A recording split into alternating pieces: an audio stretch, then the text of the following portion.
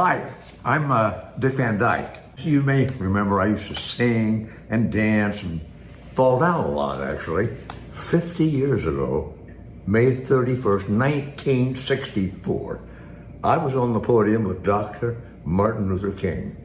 He was addressing some 60,000 people in the Coliseum in LA. I was there to read a message written by Rod Serling, the guy who wrote Twilight Zone.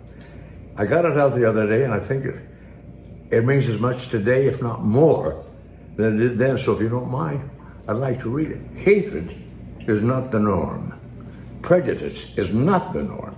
Suspicion, dislike, jealousy, scapegoating, none of those are the transcendent facet of the human personality. They're diseases. They are the cancers of the soul. They are the infectious and contagious viruses that have been bleeding humanity for years. And because they have been, and because they are, is it necessary that they shall be? I think not. If there's one voice left to say, welcome to a stranger, if there's but one hand outstretched to say, enter and share, if there's one mind remaining to think a thought of warmth and friendship, then there's a future in which we'll find more than one hand, more than one voice, and more than one mind dedicated to the cause of man's equality.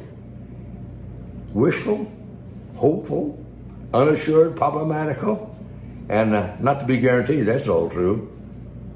But again, on this spring evening of 1964, a little of man's awareness has shown itself.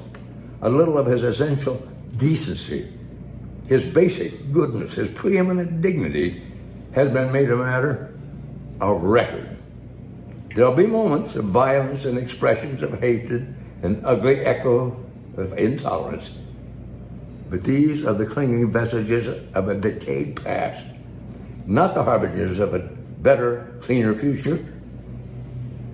To those who tell us the inequality of the human animal is a necessary evil, we must respond by simply saying that first, it is evil, but it's not necessary.